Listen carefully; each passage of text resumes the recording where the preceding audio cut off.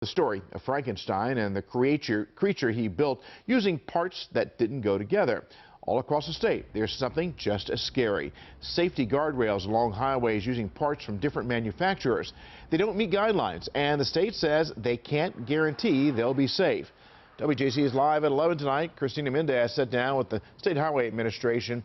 And so what are they doing about it in this exclusive report? Christina.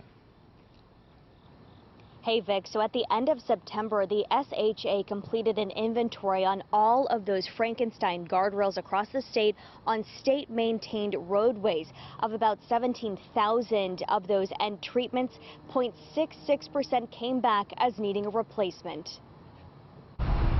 You probably pass these every day. The purpose is to protect you while behind the wheel. But a statewide inventory would reveal a monster on the roadways. Frankensteined guardrails. It's when the end treatments of a guardrail are made up of parts from different manufacturers. Terry Seuss with the State Highway Administration says the department found 109 Frankensteined or non-conforming guardrails on state-maintained roadways. This goes against manufacturing guidelines. They are tested by accredited test labs.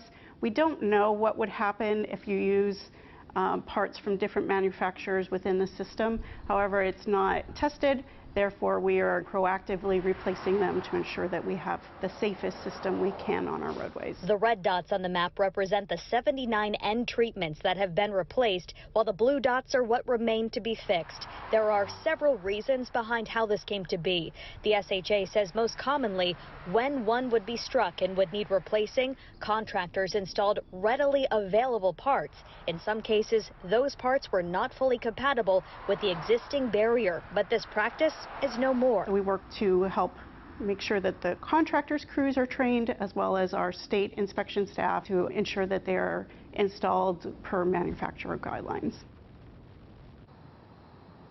And Vic, the SHA says it's not aware of any deaths or injuries connected to these non-conforming barriers, but they do say they're also not notified of every single collision that happens with one of these guardrails on state-maintained roadways. And meanwhile, the department expects that this project will wrap up by November 1st. I'm reporting live tonight at 11. I'm Christina Mendez for WJZ. Certainly something to think about. Thank you very much, Christina.